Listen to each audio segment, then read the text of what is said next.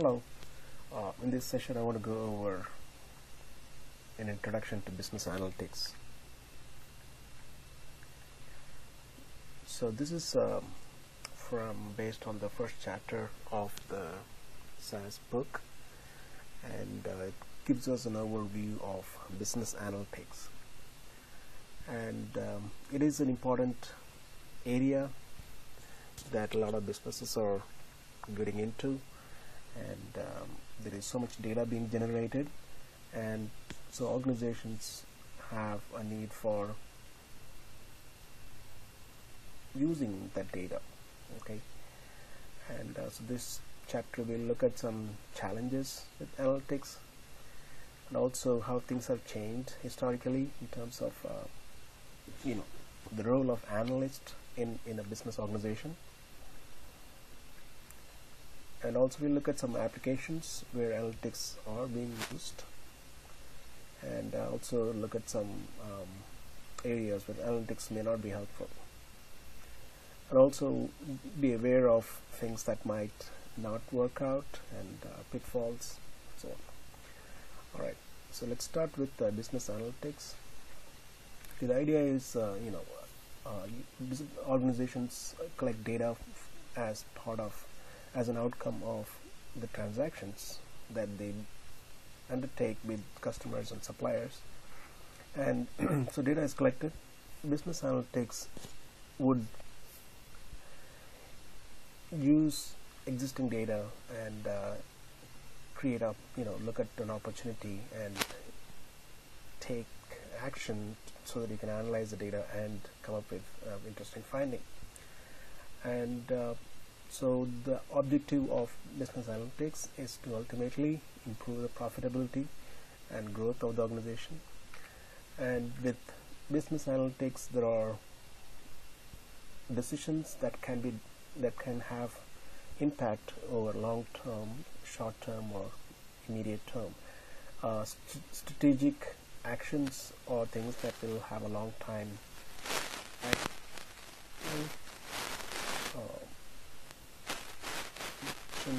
would sort of or short-term impact. Tactical actions or tactical decisions would be kind of immediate result and a very short time sort of an impact. And so these decisions or actions that we take should lead to improved operations or reduced costs or increased profitability or increased market share and so on. So it must lead to some tangible result, so results that can be measured. And once we got these tangible results, then we want to use them to improve the organization. All right. Okay, so let's start with data right at the bottom here.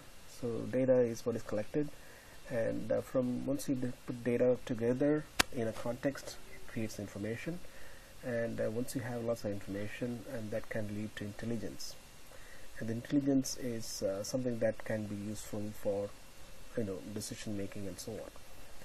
The data initially would be used for decision support, but intelligence will kind of will allow a system to come up with guidance for decision makers. So let's look at different set of activities that can be considered business analytics. And you see this large yellow arrow goes from left to top, left bottom to top right. This is basically tells you what direction an organization may go into. Okay, now there are various levels of business analytics, and the lowermost, sort of simplest, the low hanging fruits, so to speak, in terms of business analytics, is all to do with reporting. So a lot of times businesses say they do business analytics, but all they may be doing is having systems for creating reports. These reports are essentially, tells the middle-level managers and vice presidents and so on as to what happened, or how many customers came into the store, how often do they buy, and where do our customers shop most of the time, and so on. So in other words, simply getting to know the existing state of affair is the objective behind reporting. And sometimes this reporting can be done, it can be a kind of a dynamic reporting, and so it could be where the user might plug in some kind of query parameter, and the result will come back using that parameter, the user input. Okay, all right. So for an organization to be able to go up this business analytics ladder, so to speak, they got to start from the first thing, reporting. Then comes basic analytics. Basic analytics, once you have the data in place and you are able to make sure that data is clean and useful, and there are no errors and so on, at this point you can do basic things like basic statistical analysis. Things like what two columns are correlated, and what is the relationship between, for example, customer satisfaction and sales revenue, or what are the costs, what is the relationship between fuel prices and costs of shipping, and so on. So some basic statistical analysis can be done, and also giving us some heads up on possible aberrations that you need to look out for. So reporting with early warning kind of things will be can be possible with if you have a system that does basic analytics. Now once you got basic analytics going, the next step would be to be able to do advanced analytics. Now advanced analytics is where you are actively building models to learn about relationship among variables, and then make use of that knowledge to improve future operations. Say for example, there are a whole bunch of techniques classified under forecasting, and forecasting is when you are trying to predict what's going to happen next week, next month, next year, based on past data as well as data from other characteristics such as competition, business environment, government, regulatory changes, and so on. So they all can play a role in the prediction model, and so the analysts would use forecasting models to come up with different scenarios and then pass it on to the decision makers, who will then be able to make useful decisions. The next topic inside advanced analytics, predictive modeling. With predictive modeling, what we are trying to do is we're trying to sort of similar to forecasting, but it's more about based on past data. You come up with a model and then use the model to predict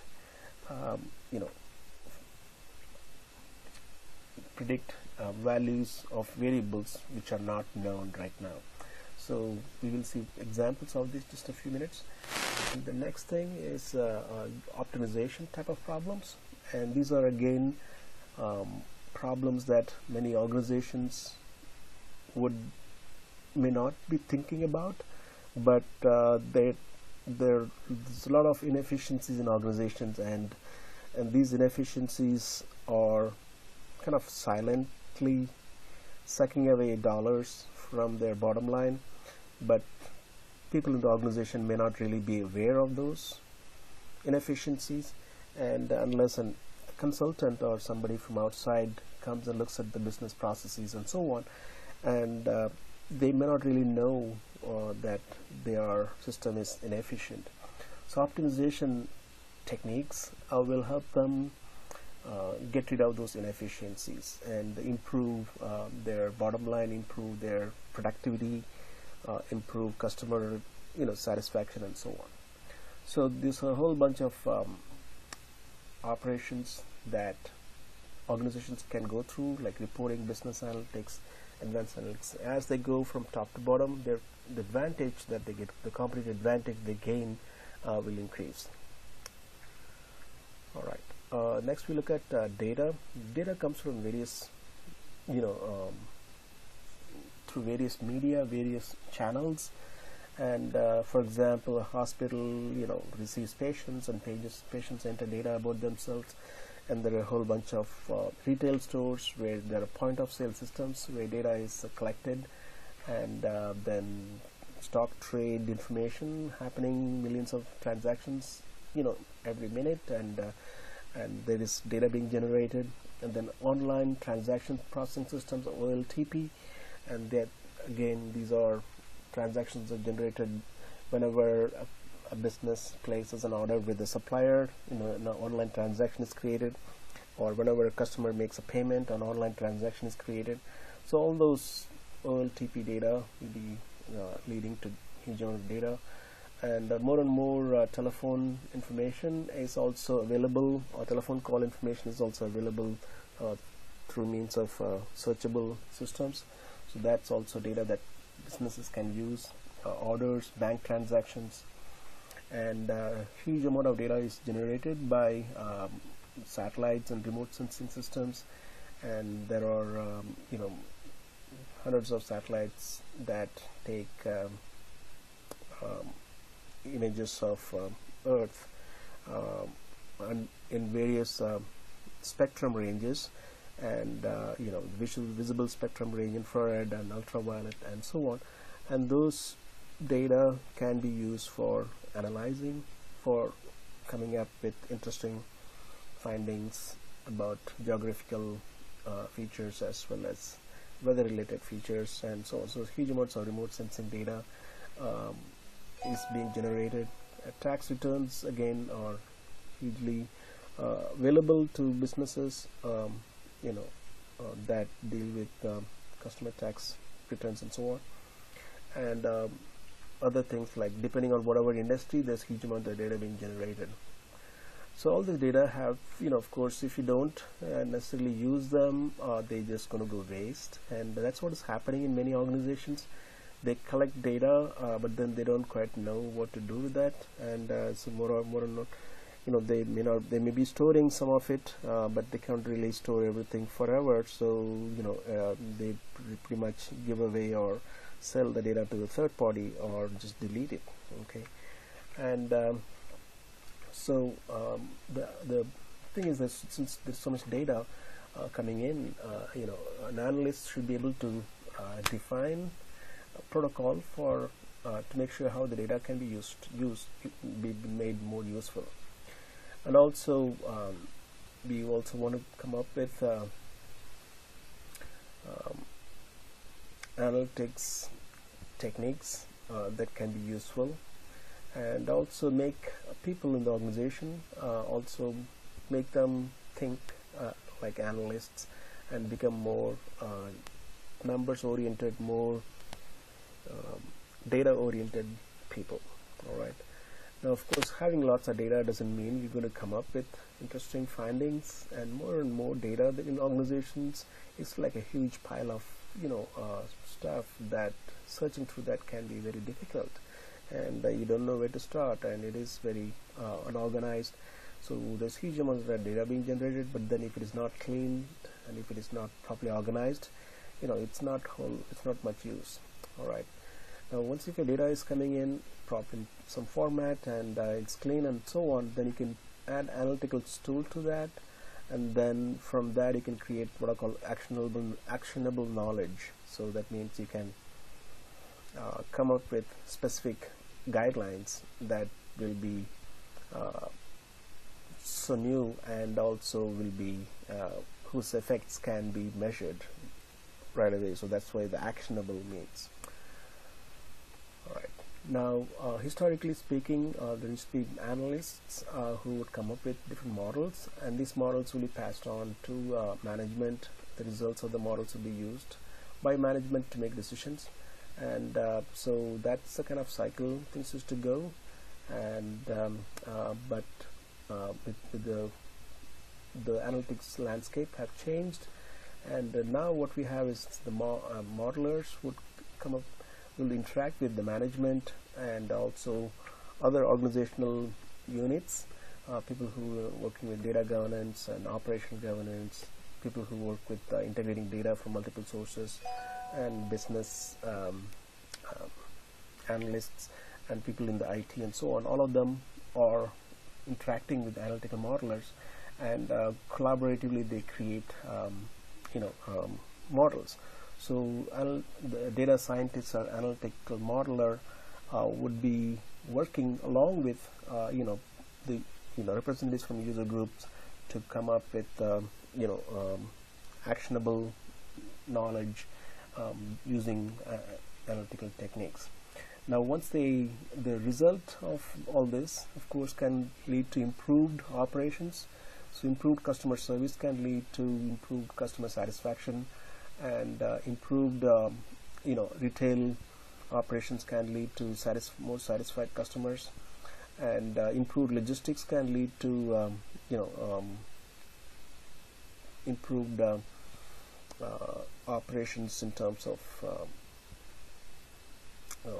improved logistics can lead to cost benefits, reduced costs, and so on. And more HR analysis, data analysis using HR data can lead to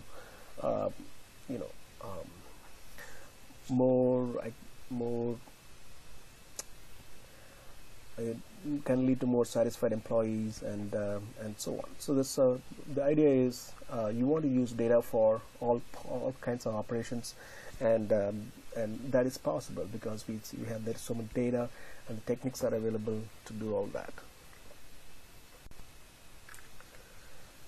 Next, we could look at some changes that have happened over time. And earlier we used to have executive information systems. They would generate static reports about business processes, and there used to be something called total quality management, and there was more customer focused. Six Sigma systems are basically helping improve business operations and processes, and Six Sigma, I believe, is from Motorola. And total quality management came from, I think, manufacturing businesses in Japan. Customer relationship management is essentially making sure the customers are given due respect, and that their feedback and the customer complaints are properly attended to, so that the customer is happy and would like to continue doing business with you. And then, of course, forecasting and predicting was also being done. And now more and more businesses are using relational databases. Relational databases, let you keep data in an efficient format and be able to you can query the database to come up with data relating to various aspects of the business. And we also have what are called ERP systems that many organizations are using, and that basically integrates many business organizational units as one big system, and it brings in a lot of efficiencies. And organizations use point of sale systems. They also use what are called data warehouses, which essentially combines data from multiple sources. There may be multiple databases, and data from outside the organization and data from inside the organization all may have to be brought in for decision making. And so data warehouses are technologies that allow you to do that. And there are decision support systems which help you with reporting and also help you with creating queries. And then you have what are called online analytical processing systems. These are systems that let you create summaries of existing data, as data cubes, and you can then query those data cubes they call OLAP systems. Then you have systems that look at employee performance, and it can help the employee as well as the management informed about how workings are happening. And there are there are case studies where performance of doctors and physicians in hospitals are displayed on live dashboards, and showing how many patients were treated, how many were received, and how long they had to wait, and or key information like that can be quickly and displayed for improving the transparency of operations. And the balanced scorecard are essentially ways to display or access performance related data, and dashboards are tools that people in usually middle level management and upper level management would have access to, and these dashboards will show them how businesses how the business is running, and how many projects are on time, how many what is the employee attrition rate, or what is the current traffic on our website, and things like that. So those kind of current data, current information can be displayed on these dashboards. And business intelligence is it's sort of another term used in business analytics, where you try to use statistical and computer science techniques to come up with interesting relationship among variables.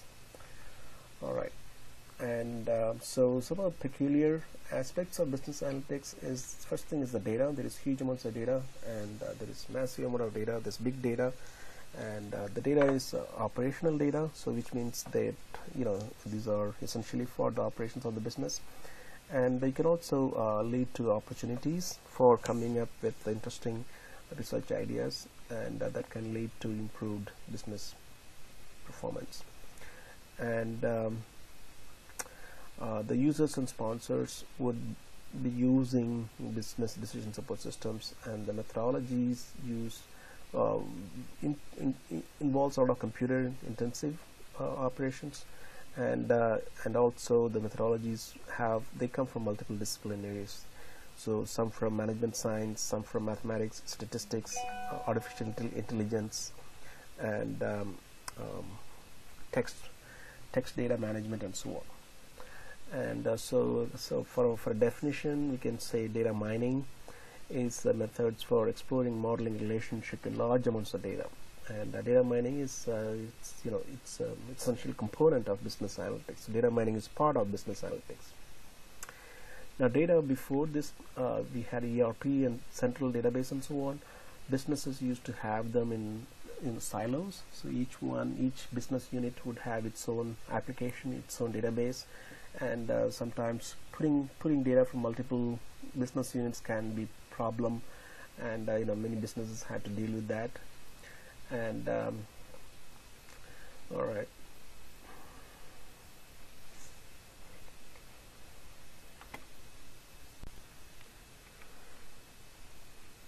Now, whenever a business start collecting data, they did not really think of analysis in mind. They simply wanted to be able to record the transaction, and be able to balance the books, and so that was the basic idea.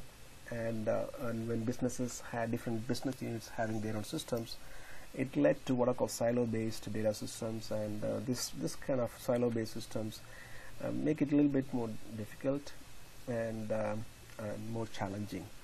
All right, and so one of the things we don't do is when we talk about using statistical techniques, depending on the user. If you're a researcher, then your interest is in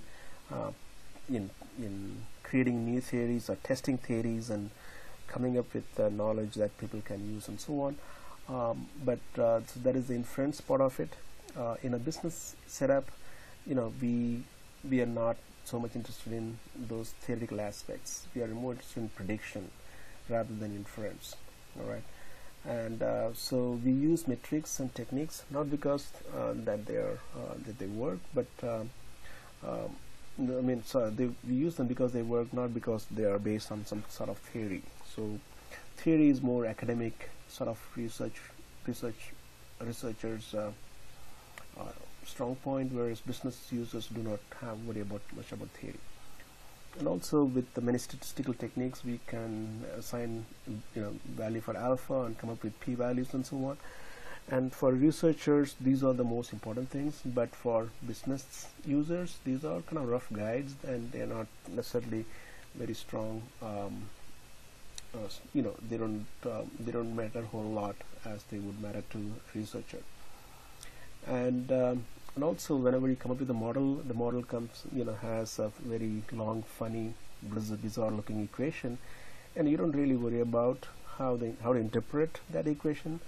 And you basically want to know whether this model can actually be a good model in terms of its ability to predict a holdout sample. So you use existing data, come up with a model, then test the model on a holdout sample, and if the holdout sample test went good, you're happy with the model.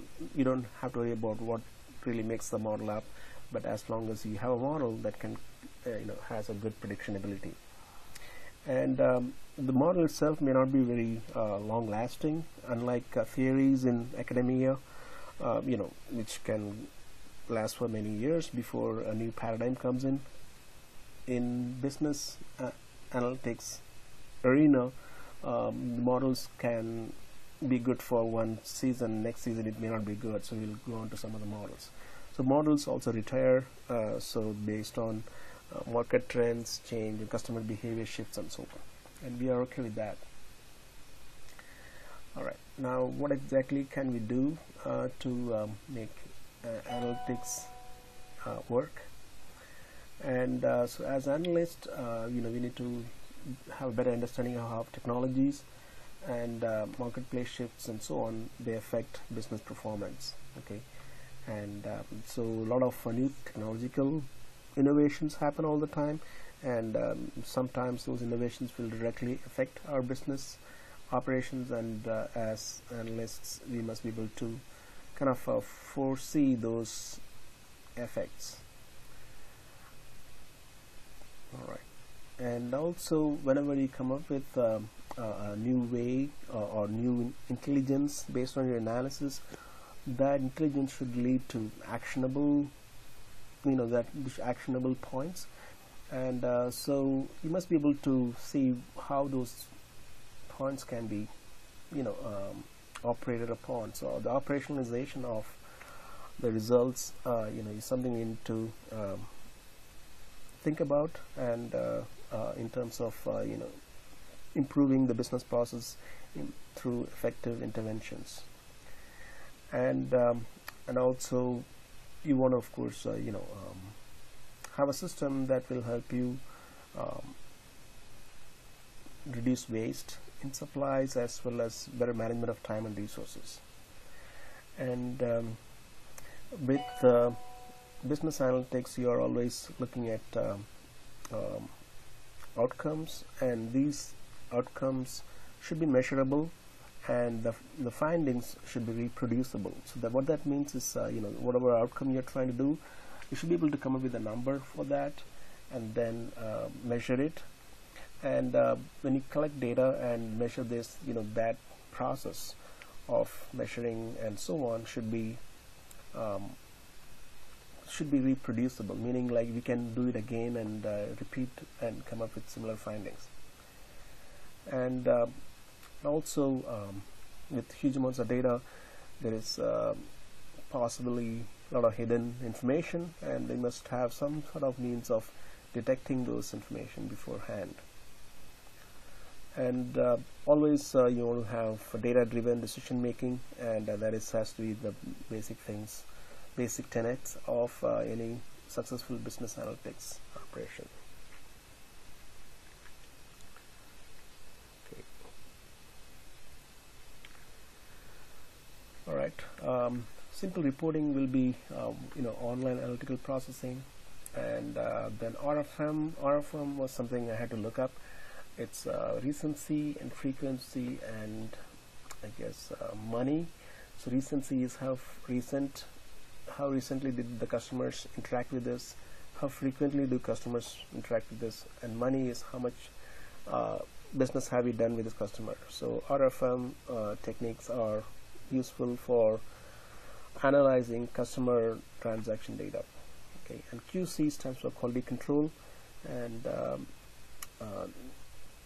that is there are multiple ways of doing that. Statistical quality control techniques are employed in many operations and production environment, and quality control can be applied to even business operations, and there are ways to do that. Descriptive statistics, something we have seen before, and simply reporting on what is the average number of time a customer spends on our website, what is the distribution of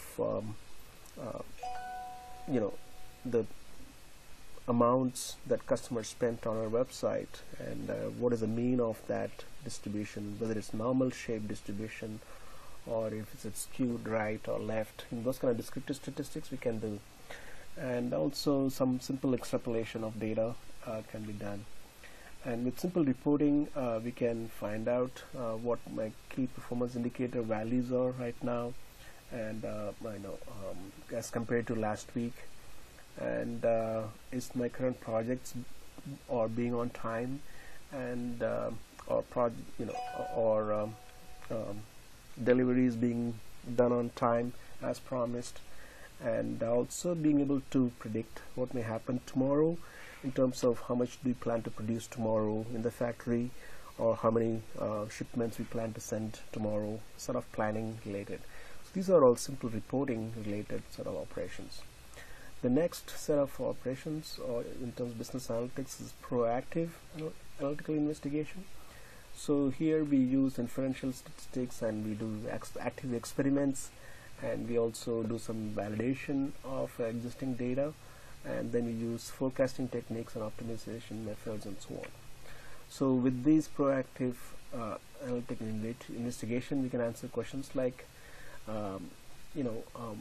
if what does a change in the market condition mean for my target? How much, if the oil prices drop by, let's say, $5 next week, how will that affect my sales? How will that affect my target, and so on? So, and also effect of other variables on my target is something that I like to know. Okay, and also sometimes you want to optimize or a certain objective function, and you do that by improving or by manipulating some input parameters, and so you may want to know what is the best combination of factors that can maximize profitability. And also we want to be able to run some simulations to see what will happen in terms of what is the highest price market may be able to tolerate, and also run scenarios or what if strategies and so on. These are things you should be able to do, and these are all kind of classified as proactive analytical investigations. And so a lot of data is being generated, and but then not all the data get used.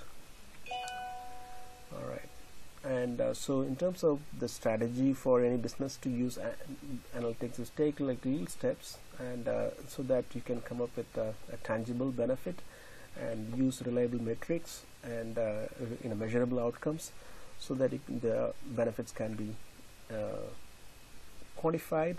And once the benefits are and savings are kind of proven, then management will be happy, and they'll be able to support more analytical efforts. All right, so there's lots of data available, and also the business analyst or business intelligence or data scientists will be somebody who can proactively come up with ideas and outpace the competition. Next, we look at some examples of analytics and how they may be useful. Okay, all right, customer acquisition. So now there's a lot of times businesses spend a lot of money in acquiring new customers, and you might receive a lot of junk mail, and they are all attempting to get your business, and when they send out thousands of flyers, maybe 10 may respond, and those 10 can lead to improvement in their customer base. So questions such as which residents in a zip code should receive coupon, and for a new store location, they won't be able to do that. Or you want to know how to keep your customers happy. So measuring customer loyalty will be something that businesses are interested in finding and all the time. So loyalty is one, and selling to customers, being able to cross-sell and upsell to customers. Customer bought a TV last month, and the customer may be interested in also buying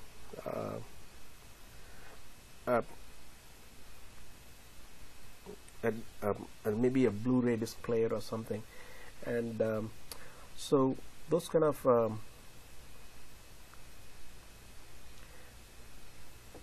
upsell and cross-sell opportunities you should be able to find because of analytics. And also how about inventory management. Sometimes you don't want to have too many items, so that increases your overall overhead expenses. At the same time, you don't want to run out of stock, and so you don't want to have too few items. So there is an optimal number that you want to look for, and supply optimization can be figured out by using systems. And also many businesses use staffing systems that will tell when a new let's say if you're at Walmart and suddenly the line grows very long, and based on that the system will automatically figure out a new lane has to be opened. I think at the Kroger store they do that. Based on the number of people at line, the system will automatically determine that another lane has to be opened, so that customers can be kind of served quicker. And also using the forecasting applications in finance, and there are, if you have problems of how to place products on a supermarket shelf, and keeping oatmeal right next to granola bar, or should we keep them next to baby food? So these kind of decisions can be set up as an experiment, and data can be collected, and this analysis of the data can lead to improved product placement. And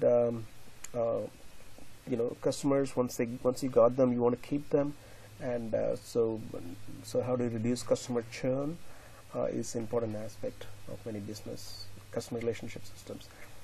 And also based on the individual's driving record or other information, we can try and predict how likely that individual will have a claim on for insurance. And how can I identify fraud?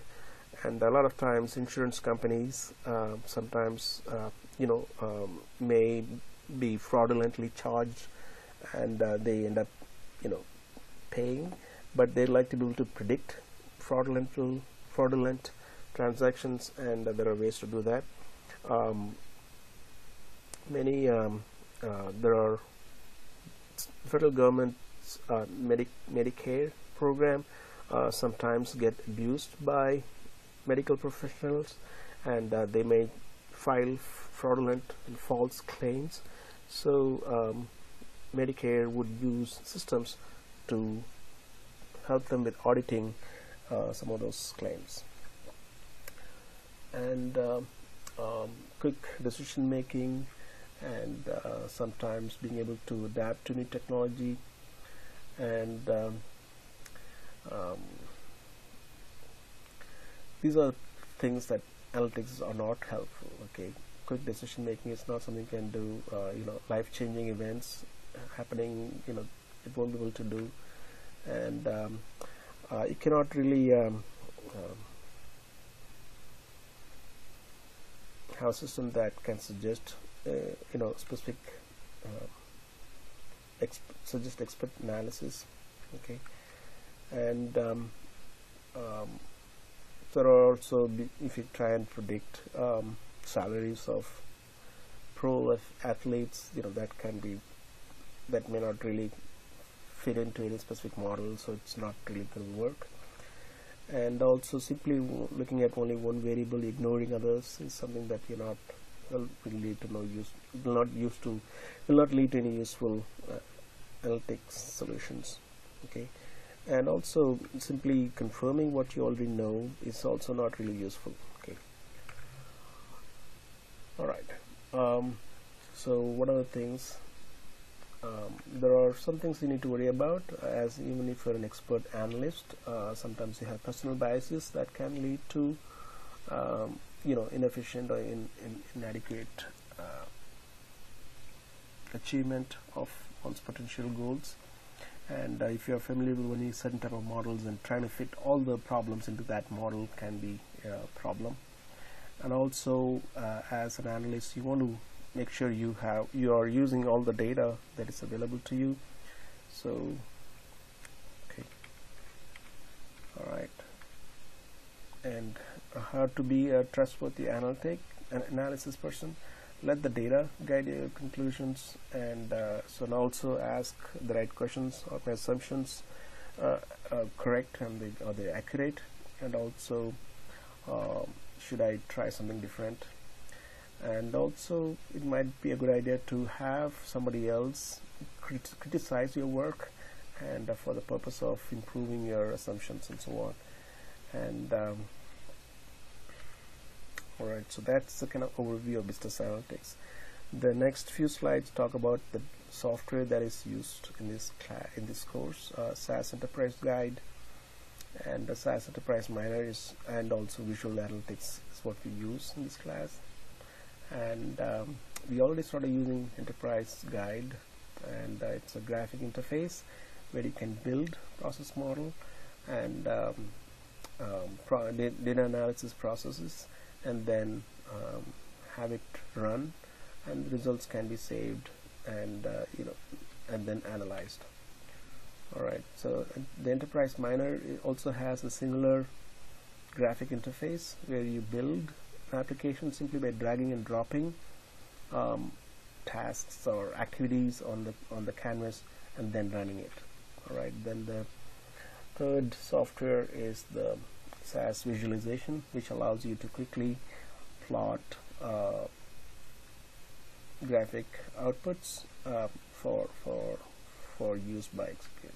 Okay, all right. So I'm going to stop with this for now. All right. Thanks.